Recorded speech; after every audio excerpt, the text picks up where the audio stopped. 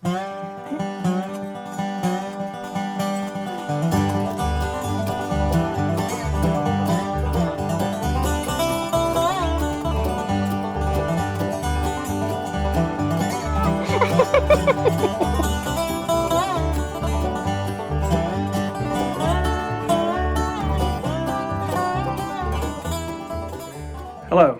I'm Alan Hole, Chair of the Sounds of the Mountains Storytelling and Music Festival Committee.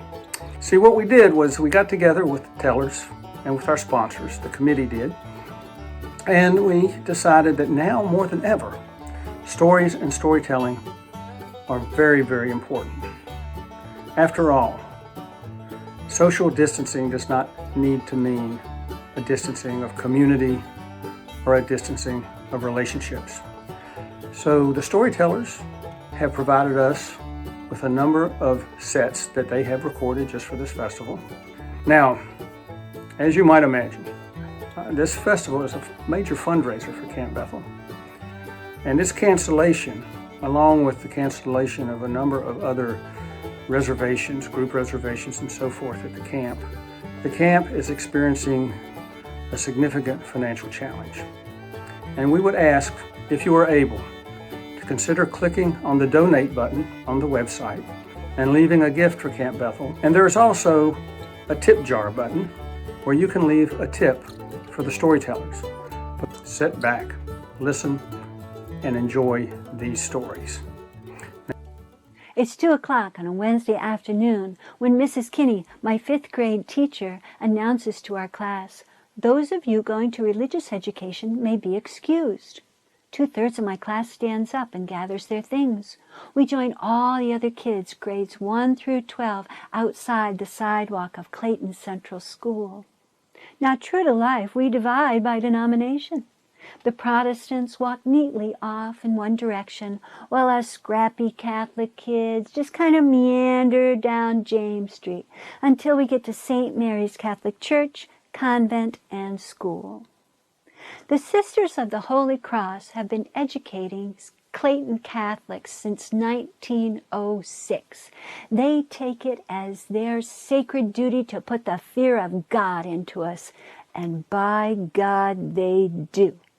They tell us that if our teeth touch the host during communion, our mouths are going to spontaneously bleed. They tell us that if we sin, we're going to be covered by a pox. And they warn us, if you stray from God, you don't want to be like Samson, do you? And get your eyes gouged out. It seemed like no matter what Bible story the nuns told us, somebody's eyes got gouged out. "Come, ye little children," said Jesus, "and get your eyes gouged out." But that year, when I was in 5th grade, everything was about to change. Up to that point, I had always had a nun for religious education. But this year, I was going to be able to have a lay person. Mrs. Hunt was going to be my catechism teacher. Mrs. Hunt was my neighbor. And my father said, "She's a pretty good egg for a convert." I walked up the steps and entered the classroom. I sat in the desk nearest the window and began doing homework in my favorite subject, daydreaming. I was interrupted when Mrs. Hunt asked me to read aloud from the Bible, Ezekiel 47:9. "There will be swarms of many living things wherever the river flows. Wherever the river flows, the salt water will be made fresh, and there will be swarms of many living things. Wherever the river flows, there will be life." And then Mrs. Hunt proceeded to tell us the story of the loaves and the fishes. Now, since she hadn't grown up Catholic, she told it in a brand new way. She said that Jesus had really a lot of good things to say. And one time, so many people wanted to hear what he had to say, they all came to while he was standing on this mountain-like thing. And as he was talking, apparently Jesus was quite a chatterbox. It was getting later and later and later and later, and the apostles went to him and they said, "Hey, Jesus, could you tone it down? We got to send all these people home. It's getting late and it won't be safe on the roads. And besides, we don't have all that much food to give them." And Jesus says, "Well, how much food do you have?" And they said, "Well, we got a couple of fish and just a few loaves of bread." He said, "Yeah, bring them to me." He turned those couple of loaves of bread into many loaves of bread, and those few fish into many fish. And everyone went home being fed spiritually and physically. And nobody got their eyes gouged out. Well, as the year rolled on, Mrs. Hunt began preparing us for Jesus to rise from the dead. And as she was doing so, the St. Lawrence River was undergoing a resurrection of its own. A huge boat with a juggernaut attached to its hull began to grind its way through the thick ice as it opened up the St. Lawrence Seaway, and now those heavy freighters, loaded with their cargo, could take that cargo from one part of the world to another. The trees began to bud out. The birds returned. There was a scent of vanilla to the air, and the worms began making pilgrimages across James Street just because they could. And while all that was happening, my father began practicing his one true religion, bullhead fishing. Now, on the first full moon after the spring equinox, there will be swarms of spawning bullhead that will fill the tributaries of the St. Lawrence River over at Grindstone Island, Wellesley Island, and our favorite fishing spot, French Creek Bay. Now that year, the only one of us 5 kids who want to go fishing with my dad are my sister Mary and me. Mary's 4 years older than me, and she is my best friend. There's been a light rain that night, perfect for night crawling. My dad tells us that we are in charge of the worms. Mary grabs the flashlight. "I can't find my shoes." She runs out in front of me. "We're going over to the Thompsons. They got the best worms in town." Mary's way ahead of me over by the stink bomb tree when I stand on something big and round. Whoa! Whoa! This is like a huge worm. Oh no. This couldn't be a worm. It's too big. It's probably a snake. Oh, it's just a little garter snake. Nothing to worry about. What if it's a rattlesnake? Oh, I don't know that we have rattlesnakes around here, but if we did, I could probably be. No, it's not a rattlesnake. No. What if it's a boa constrictor? Oh my gosh. No, it's, oh my gosh, I'm going to be killed. Mary runs back. "What is the matter with you, slowpoke?" "Mary, I'm scared they got a boa constrictor. It's gonna kill me if I move." She points the light at my toes. "You're standing on a garden hose, stupid." We go over and we start looking for worms. Now, I don't know when the last time you went night crawling was, but you can't just yank a worm out of the earth. You gotta coax that worm. You gotta stretch it. You pull it a little bit and then ease up on the tension. And pull a little bit and ease up until it pops up out of the earth. Then we drop them into the coffee can that we prepared with wet shredded newspaper. When the coffee can is completely filled with worms, we take it home. Now my father has put everything we need to go bullhead fishing in the back of the red rusted Bonneville station wagon with the wood paneling duct taped to the side.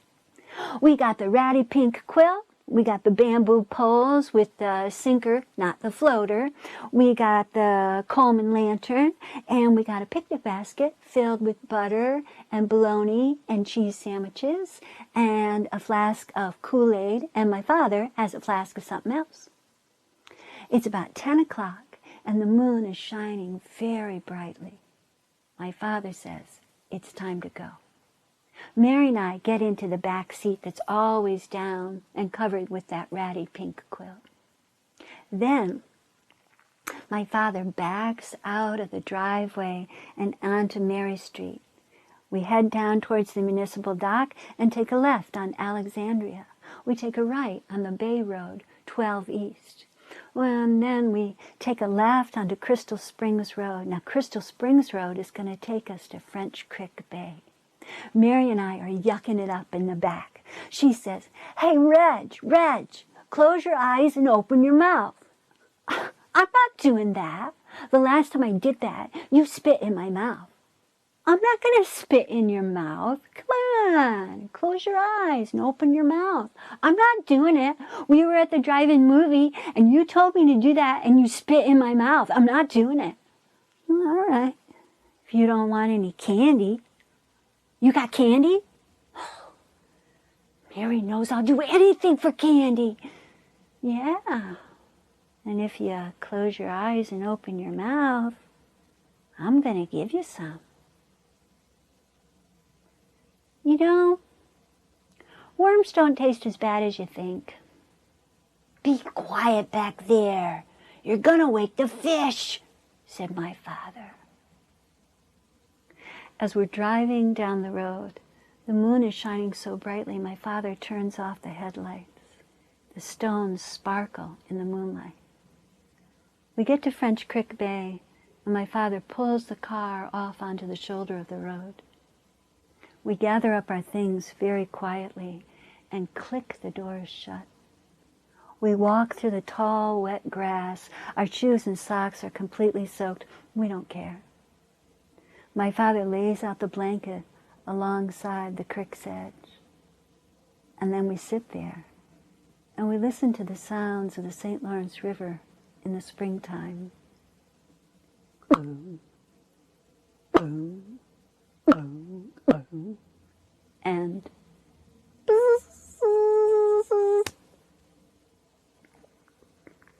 it doesn't take long before we hear the sounds of our neighbors' tires popping on the gravel. We hear their doors click shut. And within a half an hour, there are 10, 15 blankets all laid alongside the creek. And then we hear the sound of the wax paper as it's being opened up. We can smell the bologna and cheese and butter sandwiches and the Kool-Aid and the whiskey. We can smell the tobacco smoke. We hear the hiss of the Coleman lanterns.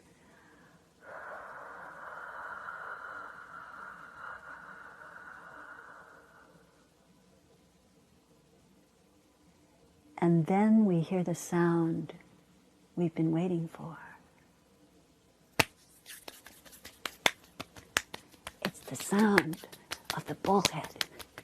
There are so many bullhead cramming into the creek that their tails are flipping up out of the water and their bodies slam against one another. We stand up, grab our bamboo poles, and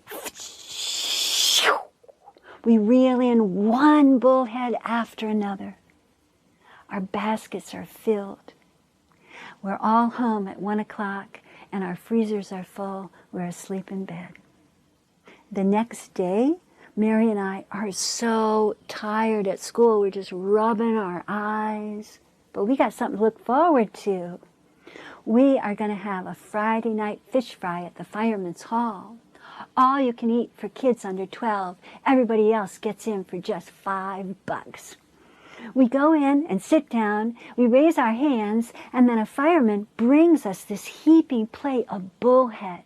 Now, bullhead got no scales, so all you have to do is throw them to your teeth, and you got yourself a good fish dinner.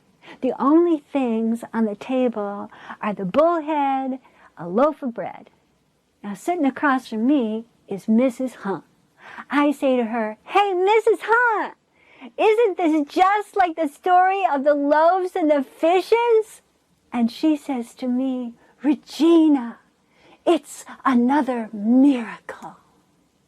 Hey, Barry here from Camp Bethel, reminding you to mark your 2021 calendar for the return of Sounds of the Mountains to lovely Camp Bethel, when we'll have it here again. The dates are April 16 2017, 2021. See you here. My mama and daddy knew that there was a great big world outside of the Kentucky mountains, and they wanted to make sure that I was educated and knew as much about it as possible. And so they bought for me World Book Encyclopedia. You was from the mountains too. Your mama and daddy got you there? Yeah. Did you have the kind I had? It was brown leatherette with the gold trim all around the edges. Oh yeah, that was fine. It was so much fun to look up the Kentucky state bird and state flower and all that in World Book Encyclopedia. Now, my best friend, Britt, who lived about 2 miles down the road, his mama and daddy went the extra mile and they bought him not only World Book Encyclopedia, they subscribed to Childcraft. Oh yeah, you heard them people say they had Childcraft? That's the rich folks right over there. Yeah. I was telling this story at a book conference one time, and a representative of World Book Encyclopedia jumped up and she said, wait, I would just like to tell everybody that we have updated Childcraft. For instance, we have removed the chapter that used to say, someday man will go to the moon. So it's all very modern these days. But my friend Britt, he had subscribed to World Book Encyclopedia and Childcraft. And of course, you know how that worked. A book would come every week or every 6 weeks in the mail, and you ended up with a much larger library than you intended because your mama forgot to send back the response card to stop the whole subscription. So he had all these Childcraft books, and one summer afternoon, he called me on the phone. He said, come down, got a Childcraft in the mail. It's all about Indians. Cool. So I jumped on my bicycle and I rode down to Britt's house, and we spread out on a big bear rug. His grandfather was a big game hunter, and he had a real bear rug right there in front of the fireplace. We spread out on that bear rug, and we flipped through every last page of that Childcraft, all about American Indians. And then we decided that we wanted to play American Indians. Well, his mom was one of the great moms of the world. And she said, okay, you boys want to play Indian? I'll help you. She went in the rag bag and got some shirts that she was going to cut up for wash rags. And she took sewing scissors and lopped the sleeves off of them and fringed the bottom of them, made us some Indian vests. And then she gave us an old lipstick, and we used that to paint some war paint on our cheekbones and our noses. And then we got our rubber stopper bow and arrow set, and we had our big long spear with a rubber head on it. We had a spear that was genuine made by Cherokee Indians. You know how I know that? It came with a tag twisted onto it that said, genuine made by Cherokee Indians. Years later, I visited Cherokee, North Carolina, and I asked an Indian man about that. He said, oh yeah, I can tell you about that. He said, the stick was made in Taiwan, the head came from China. They ship them in separate crates. I pop them together and put a little hot glue, stick that tag on it, says, genuine made by Cherokee Indians, and sell it to white people like you. So we had all our authentic Indian stuff. We gathered up everything and we started out the door. And then because Britt's mom was one of the great moms of the world, she said what all great moms say, go outside and do not come back in here.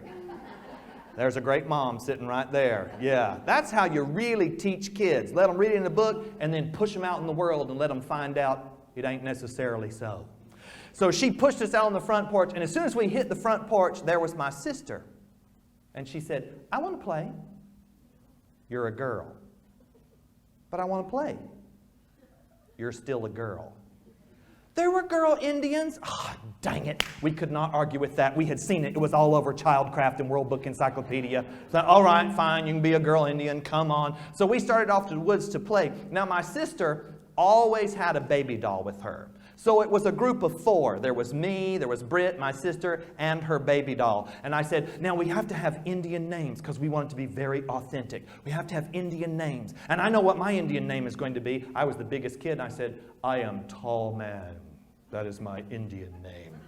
And Britt said, oh, and I know what my name can be, and I know what your sister's name can be. He had a record, and on the record there was a song that went, Running Bear loves little white dove with a love that would not die. You was an Indian when you was a kid. Do you remember that song? Yeah. And the background singer's going, ooga chaka, ooga chaka. It's very authentic. He said, I'll be Running Bear, and your sister can be White Dove. I said, okay. So then I turned to my sister, and I said, what's your baby's name? She said, Libby. That is not a baby name. I don't care. It's my doll, and I'm going to call her Libby. No, you've got to call her something like Cries a Lot. No, her name is Libby. Fine. So off we went to the woods to play. Tall Man, Running Bear, White Dove, and Libby.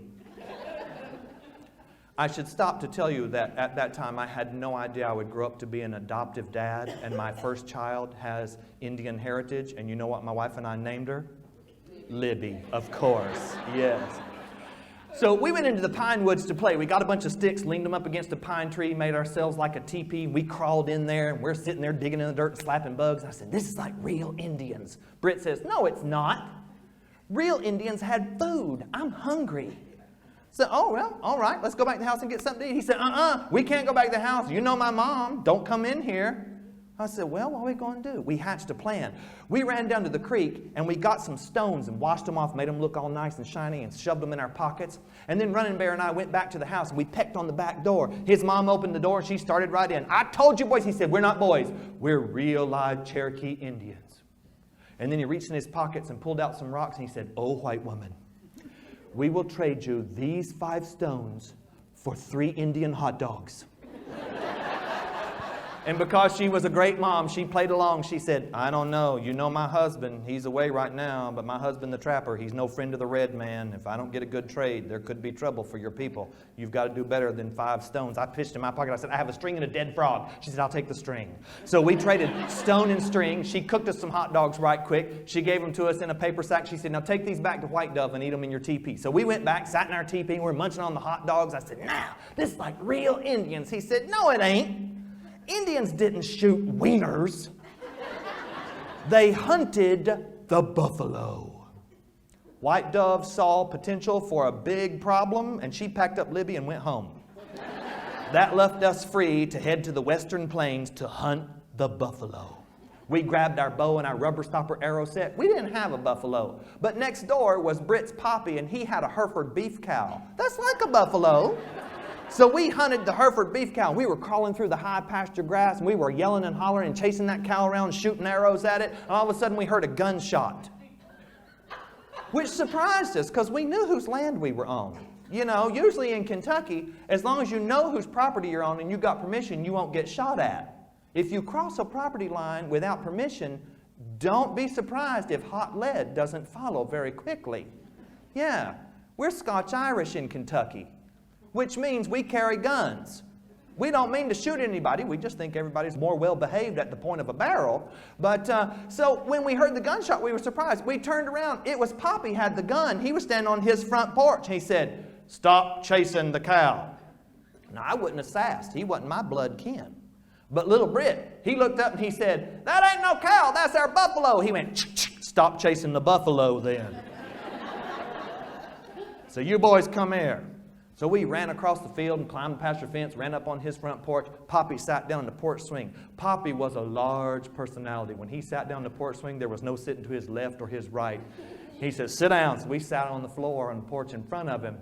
He was shooting blackbirds out of the corn. That's what he was doing. There was a big cornfield off to the side of his porch. He'd sit there in the porch swing most any summer afternoon, and when crows would come down in the corn, he'd take aim and shoot them out. So we were sitting there watching. He said, I'm going to need your help. He said, what you got your mama's Avon all over your face for? We said, we're Cherokee Indian. He said, you ain't no Indian. Quit that. Birds landed in the corn. He went, boom. You see some black feathers flying. The bird hit the ground. He said, wait. Safety first, safety first. He put the gun upright, and then he said, fetch. And we ran out there and grabbed the dead blackbird and bring it back. We were his bird dogs. We fetched birds all afternoon. Pretty soon we had a big pile of dead blackbirds. He said, you boys want to know something about Indians? We said, yeah. He said, I'm going to show you some real Indian stuff right here.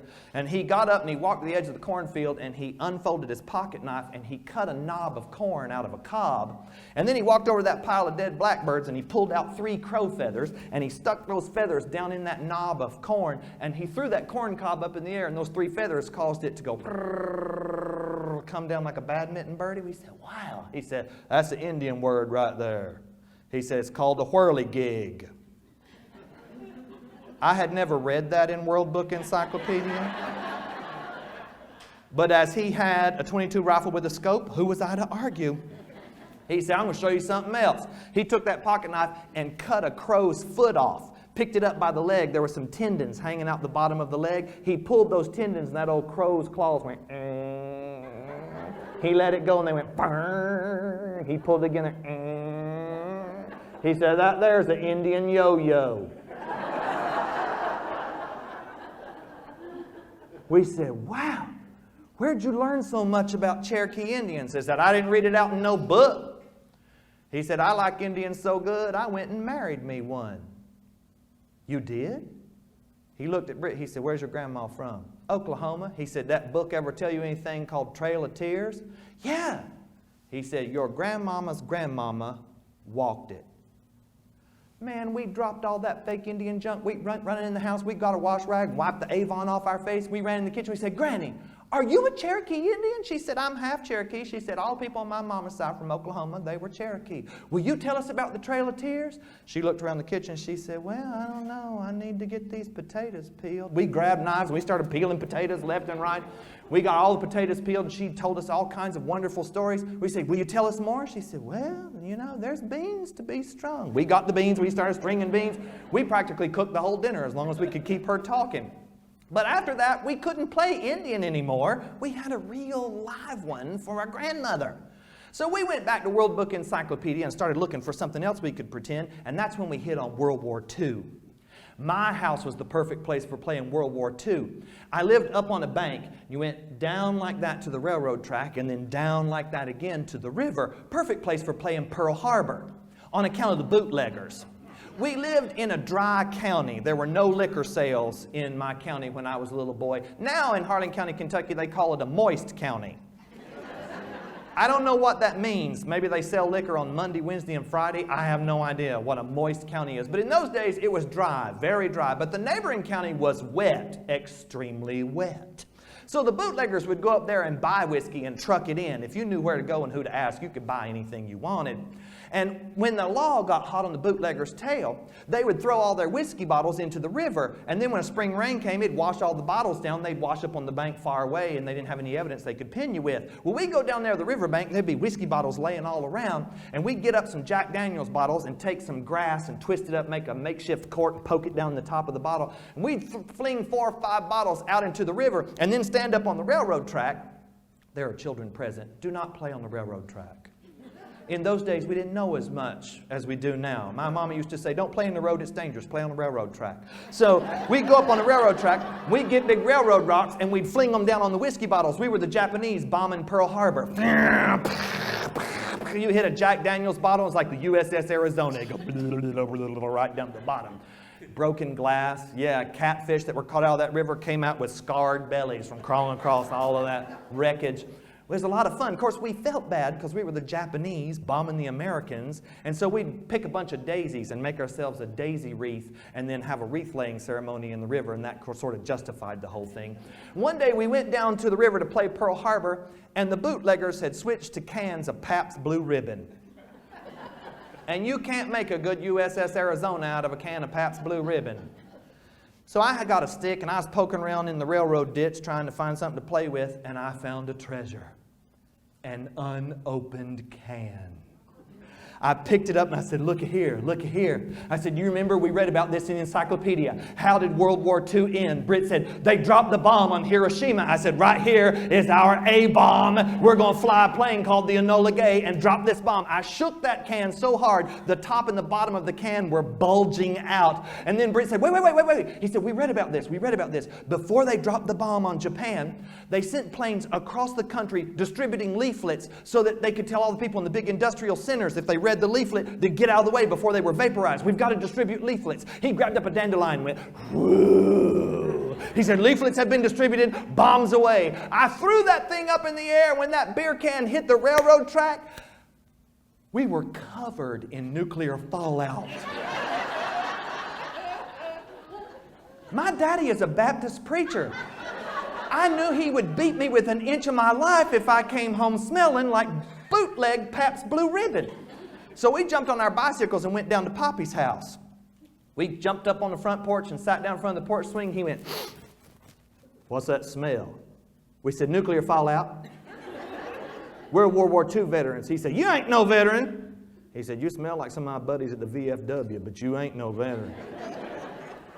So you want to know something about World War II? Sure. He said, I didn't read it out in no book. I fought it. Actually, he'd like to exaggerate and he'd say, I won it. Really? He told us about being a ball turret gunner during World War II. He flew missions from France and England over into Germany. He said, how you think I got to be such a good shot with them crows? I practiced as a ball turret gunner during the war. He told us that his plane was shot down. He was a prisoner of war for about 3 months in France. He had 2 Purple Hearts. Actually, he had 1 Purple Heart, and he qualified for a 2nd, but he never sent in the paperwork. He said that would just be greedy. Well, we couldn't play that anymore. We decided we were going to look in the encyclopedia and find something that had happened long enough ago. There were no survivors, so nobody could tell us how to do it. And of course, being boys of the American South, we chose the WOA, particularly the Battle of Gettysburg, because the South didn't do so good in that battle, and that's what we wanted, blood and carnage. That's what boys are into. And so I had a cannon. It was about that big, and it shot about as loud as a gunshot, about as loud as a good 12-gauge shotgun blast. I said, here's what we're going to do. Let's put the cannon on my porch, and then one of us will get behind the goat shed down the way and give out a big rebel yell and come running out, and then you hit the cannon and bam, we'll fall out dead in front of the house in the grass. Britt said, okay, that's great. Who's going to be General Grant? I said, I ain't going to be General Grant. He was a Yankee. He said, I can't be General Grant. My people fought for the Confederacy. So, well, what are we going to do? We can't have the Battle of Gettysburg without General Grant. We looked in the encyclopedia. We saw a picture of General Grant. He had a big, long, white beard, you know. Though he didn't start the war with a white beard, but it turned white from all the stress. We had a goat that had a big, long, white beard. I said, let's make the goat General Grant. So we got the goat, and we tied a rope around his neck and tied him to a stake in the front yard. We read that General Grant loved cigars, so we jumped on our bicycles, and we rode off to the store, and we bought a 5-cent cigar. They would sell tobacco to a miners in those days if you told them it was for your goat, General Grant. And we came back, gave General Grant his stogie. He's standing in the front yard, and he's chewing on his cigar, commanding the troops. I got my rebel hat on, a rebel flag, and I went down behind the goat shed. Britt got up on the porch. He got the cannon all loaded up, and he yelled out, "Are you ready?" I said, "Yeah, I'm ready if you're ready." He said, "Well, I ain't going to shoot until you're ready. Are you really ready?" I said, "I am really ready." Because that's how the Civil War went, you know. Everybody lined up with everything they could find to kill each other, and then they started. "Are you ready?" "I'm ready if you're ready." South wasn't as ready as we thought we were going to be. So I gave a big rebel yell, and I came running out from behind the goat shed. Britt hit the cannon, bam! We didn't know General Grant was gun shy. He jumped up on his hind legs and pulled that line he was tied with taut and clotheslined General Lee's charge. That rope caught me right around the Adam's apple. My feet flew up even with my eyeballs. My rebel yell was changed to a gasp for breath. I hit the ground and it knocked the wind out of me, and I'm laying there. Britt is rolling around on the porch laughing, which is a mortal sin to laugh at the Confederate fallen.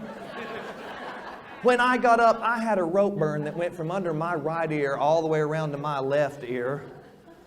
We knew Poppy would have udder cream for that, so we jumped on our bicycles and we rode off to Poppy's house. He went out to the milk shed and got a pot of udder cream. He's smearing that cream on my rope burn. He said, "I read that book. How'd you get this red badge of courage?" We said, "We're Civil War veterans." He said, "You ain't been in no Civil War." Britt dropped his toys. He said, "How old are you?" He said, "Sit down." We sat on the front porch. He said, "You boys want to know something about the real Civil War? I can tell you." "You want to know something about the Civil War?" We really didn't. We just wanted him to leave us alone. But we've been raised to respect our elders. We said, "Sure." He said, "You know up on Pine Mountain, that big cliff they call Rebel's Rock?" He said, "You ever wonder how it got its name?" "How did it get its name?" He said, "Well," he said, "back in the war," he said, "there weren't any big battles around here." He said, "There weren't no battles around here to speak of. There were skirmishes." He said, "And there was a Billy Yank and a Johnny Reb that got into it. They was fighting over a woman, is what they was fighting over. But they used the North and the South as an excuse to try to kill each other." He said, "And Billy Yank had chased that Johnny Reb right up to the top of that big rock face. And he come out on the edge of that cliff at the top of the mountain, and there he was, twixt a rock and a hard place, you might say. He had Billy Yank coming up behind him, and there he was on the edge of that cliff. He only had two choices. He could take the hot lead, or he could fling himself off of that cliff." He was a born storyteller. We're sitting at his feet, our mouths gaping open. He took a big, long, dramatic pause, and then he said, "My teeth are loose." and got up and went in the house. For 8 years. Never told me the end of the story. I finished grade school, middle school, high school, went off to college. When I went off to college, I was still trying to live my life by the romantic notions that I read in books. I was a theater major, and I auditioned for Julius Caesar by Mr. William Shakespeare, and was cast as Octavius my freshman year in college. Some of you are well familiar with Andy Griffith's routine about Romeo and Juliet. It was like that. A southeastern Kentucky boy quoting Shakespeare, et tu, Brute. I did not get a standing ovation at the end of the show. When I went home at the end of the semester, I went to see Poppy. He was sitting on the front porch, and I sat down and he said, "You like school?" Why do old people call college school? Like kindergarten through 12th grade was just a hobby or something. "You like school?" I said, "Yeah, I like it well enough." He said, "You like that theater?" I said, "Yeah, but I think I like it more than it likes me."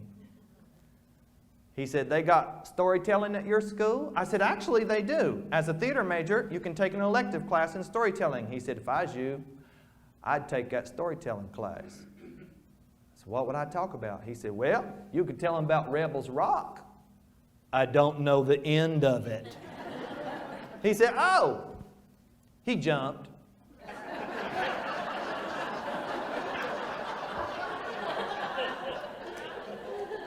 Into a big old hemlock tree and scrambled down that great old big tree like Jacob's ladder and run off to fight the Yankees another day. Oh. We sat there for a long time. He said, "You know how that Johnny Reb knew there's a hemlock tree he could jump into?" "No." He said, "He didn't read it out in no book. His Poppy told him." Oh. And by this time, Poppy had become an aged man, and he was very deaf. You know how it is when you sit with an old deaf man. You enjoy each other's company, but you don't pass a lot of words. So we sat there for about a half hour without saying a word, and it was getting dark and rather cold, and so I got up and I said, "Poppy, I'm going to go. You probably should go in so you don't catch a cold. It's getting chilly out here." He just sat there. I went to the end of the porch and I turned around and I spoke a little louder. I said, "Poppy, I'm getting ready to go. You probably should go in." He didn't move. I thought he was being a stubborn old man. And then I heard him clear his throat, and when I looked back, I saw his face, and I knew he wasn't being deaf or stubborn. He was screwing up his courage to try to say something. And finally, he yelled out from the other end of the porch, "I love you." And you don't read that in World Book Encyclopedia. Hi, my name is Jenna Stacy Mahalso, and I am Camp Bethel's program coordinator. Thank you for watching, and thank you for supporting Camp Bethel. We invite you to support Camp Bethel by donating at the link below this video. You can also tip the performers. Thank you, and enjoy the show. My Aunt Marguerite is 85 years old and only recently graduated from medical school. You should be applauding from home. Applaud, boys. Yes, sir. All of the boys are here. She was arriving to work at the hospital that she shares with her very good friend, Mary Frances. They're both old lady doctors. Marguerite was driving a car that she's had for a very long time. It's a 1968 Plymouth Fury 2. It's the last car my Uncle Charles gave her before she died, because he hasn't given her any cars since. See, that's really funny, that line. Okay, thank you. Yeah, I know, you're good. It's good. The children are getting bored, and so are the grown-ups. Anyway, she arrived there, and then Marguerite was recently in an accident. She had a little fender bender. She was rear-ended from behind. It wasn't her fault, but she went ahead and got the entire car painted, because when they replaced her trunk, which of course they had to find on eBay, she still has full insurance on this thing. She has, so she got a new trunk, and it had new paint on it. So she got the whole car painted. It's beautiful. Well, Mary Frances couldn't handle that. She has a car that's cooler. It's a 1965 Mustang. Yeah, I know. Now, her husband had given her that car because he had been a police officer, and he's the guy that got to ride the horse. The police force had one horse that belonged to an old policeman who, when he died, he'd given it to the police station. So for parades, they'd bring out the horse, and the horse would be in the Christmas parade. And Wiley was Mary Frances's husband, and he would ride the horse. And then when he made detective, he couldn't ride the horse anymore, so he wanted a horse, so he bought a Ford Bronco. Yeah, right. And then when it was time for Mary Frances to get a new car, he went ahead and got her a Mustang, so we'd have 2 horses in the garage. Right. Well, she had, when she saw that Marguerite gotten her Fury painted, she, couldn't stand that. So she went ahead and got her Mustang painted. It's just on the candy apple side of maroon. It's beautiful. And she arrived. Now, it's important to know that Mary Frances is a recreational liar. That's right. That's something that our society is losing because everyone has vindication devices in their pockets. If anybody tells somebody a lie, they look it up immediately, and it's killing the recreational liar. But Mary Frances loves being a recreational liar. And they arrived together, and Marguerite said, "Oh, look at your car. You got it painted. That's lovely. I know Wiley would be proud." Wiley, who had given Mary Frances that car. Mary Frances was also a widow. That's right. I remember when he gave me this car. Ford's working on another car. It's going to be another horse car. It's called the Gelding. Marguerite said, "That is ridiculous." Honey, we're talking about a car company that had a vehicle called the Probe. Oh, I remember Dr. Wheeler, the proctologist, had one of those. That was an unfortunate choice. They went into the hospital together. Their hospital is an old antebellum house, but it had been closed for 10 years. It has 2 magnolia trees on the side. They only have to paint the front. They walked in. There was Shirley, the receptionist. "Hey, Dr. Marguerite, it's good to see you. You have a patient in one." And then Mary Frances's phone went off, her iPhone. She has an iPhone. And she picked up the white cord. She put it in. She put it in her ear. She plugged it in the phone. She was trying to answer the phone with the cord in her ear, and it fell out. And she cussed. And she picked it up, and it dropped again. She said, "Cuss." Picked it up again, cuss. Marguerite said, "What are you doing with that cord in your ear?" "I'm trying to use this. I don't want to put that phone up to my ear because I don't know that radiation, what it's going to do to my head." Honey, at your age, any radiation you get in your head, you're going to die with it in your head, not from it in your head. "Well, I want to be a good influence on the young people and not put the phone up to my head. But I can't keep this little earbud in my ear because of my deciduous audius vacuum." Say that louder. A what? Deciduous audius vacuum. It's Latin. Deciduous means speaker. Speak, to speak. Deciduous, like a radio speaker. Audius, to hear. Vacuum. It looks like vacuum, but it's vacuum. So that's the Latin for the earbud slot. Between your tragus and your antitragus. That's these little cartridges here. Look it up. Look it up in Gray's Anatomy. And Marguerite said, "What are you talking about?" That is the Latin term. "Is that something you made up?" Somebody has to. But I wore those clippy earrings for so long, it separated it out right here, and it won't hold the earbud, so I'm trying to get that recognized for the Americans with Disabilities Act. "I have a patient waiting for me." Marguerite walked in, and she walked into the examining room, and there was a woman there, a young mother, with a little girl. The little girl was about to go into the 2nd grade, and she was sucking on a sucker. And Marguerite saw her trying to suck on that sucker, and then she realized that the sucker still had the wrapper on it, and the little girl was trying to tear the wrapper off the sucker, but she couldn't because she was missing those teeth right here, because at one time she had a loose tooth. And they are gone now, those teeth. And so, meanwhile, the woman was on her iPhone. She had well-formed deciduous audius vacuum because she had 2 earbuds in her ears, and she's playing a little game. And Marguerite looked at the screen, and all these little colors were happening. The lady was playing Candy Crush while her daughter was trying to crush candy. And she was going at it, and Marguerite said, "Hello." And the lady didn't hear her. She was still playing her game. "Hello." Marguerite finally waved her hand in front of the lady's face. "Hello. Oh, Dr. Marguerite, how are you?" She took her earbuds out, And Marguerite examined the little girl. It was her time for her examination before starting school that year, and she had to get a shot. And then finally Marguerite asked what she always asks people at her little hospital examining room: do you have any questions after the examination?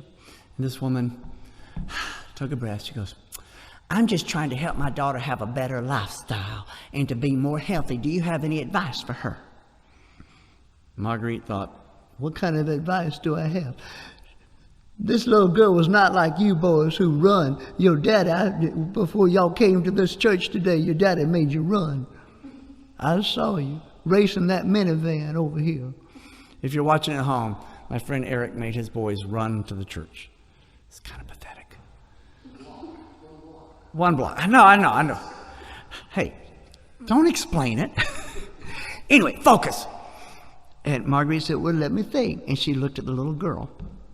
Hello? Well, Shayla, her little girl's name was Shayla. Shayla, how do you spell your name?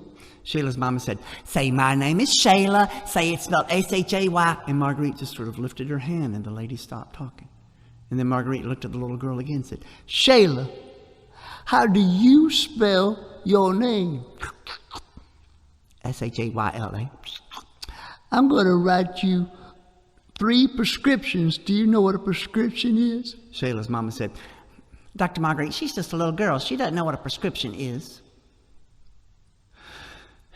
Shayla, do you know what a prescription is? Shayla shrugged. Prescription is nothing more than instructions that a doctor gives to a patient. I'm the doctor, you're the patient. I'm going to write you 3 prescriptions. Marguerite had a rolly stool. She remembers being a little girl singing rolly chairs. She always wanted to roll in a rolly chair when she was a little girl. But now she's an old lady. She gets to roll all she wants. And she rolled over to the counter where all the little cotton balls are and stuff like that. And there's her prescription pad. And she pulled out her pen. It's a fountain pen. It's a Schaefer fountain pen. It had once belonged to her father. And she pulled it out. She loves this pen. When she was a little girl, her father, when he needed to give her a little lesson, he didn't scold her. He wrote it in stationery, on his little letter stationery. He would write it to her, fold it, and put it into an envelope and present it to her. She remembers finding one of those little letters written with this very same pen and a copy of God Bless You, Mr. Rosewater by Kurt Vonnegut. It was marking a particular passage she loves. And if you want to know what that passage is, send me an email. She opened it up, and she'd found it when she was cleaning out books just about 6 months ago, because every 6 months she starts cleaning out books that she thinks she's going to get rid of, and she never really ends up doing that. And she saw that little note. She loved that little note. She opened it up. It was always dated with opening and closing salutations. She was 11 years old when this note was written, and it simply said, Dear Marguerite, don't open stuff with your teeth. Love, Papa. She thought about what she might have been trying to open with her teeth. Was it a bag of potato chips or a candy bar or a tube of BBs? She couldn't remember, but she still put that note back in the book, closed the book, and put it back up on the shelf for somebody else to find someday. And that's the pen she wrote the first prescription with. And it said, Go outside and play. She read it out loud when she handed it to the little girl. Go outside and play. Make sure you run and make sure you get dirty. The little girl laughed. Nobody had ever told her to get dirty before. And that was the first prescription she gave the little girl. And then she rolled over and wrote another prescription and rolled back, handed it to her and read it out loud. Eat plenty of fruits and vegetables of various colors. And don't let your mama overcook them until they all turn brown. Olive drab vegetables are not really going to help you. The little girl shrugged and said, okay. And then Marguerite rolled over one more time. Now she has Parkinson's. That means she shakes a little bit. When I was a kid, we called it ladies with the palsy. And she thought about what she was going to do. Shayla still had that sucker. She could tell she had gotten it from the bank because she could see the bank's logo when she first walked in, but now that logo was gone, so she was really hoping that was food-based ink.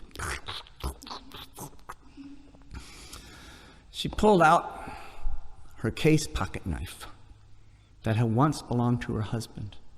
She finds that she uses this knife every day.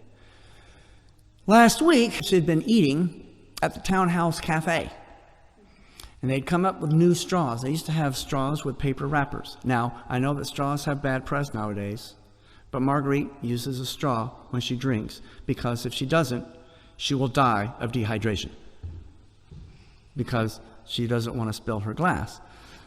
But now they have new straws. They're black, and they have plastic wrappers. Why did they do that? And she couldn't open it up. Young people, packaging is designed to make sure that old people die more quickly. So she was there in the restaurant, and there was that straw. She couldn't open it. It was a plastic wrapper. And she pulled out the knife, and she opened it up, and she noticed that everybody was kind of looking at this old lady wielding a knife at the diner. She stuck her tip on the end of the straw, and she pulled it away. Success. She opened the straw. She put it in her glass, and it quenched her thirst. So now she's in the examining room. She looked at Shayla. She rolled over. She pulled out 3 paper towels. She rolled over to the little girl. In her left hand, she had 3 paper towels. She looked at the little girl. She looked at the paper towels, looked at the little girl, looked at the paper towels, until the little girl finally figured out to put the sucker on the paper towels. She rolled back over. She pulled out the knife. Shayla's mama said, she took the handle of the sucker. She took the tip of the knife. She put it on the sucker, and she drew the handle away and opened the sucker. And she rolled back over to the little girl, gave her the sucker, rolled back, wrote the prescription, handed it to her.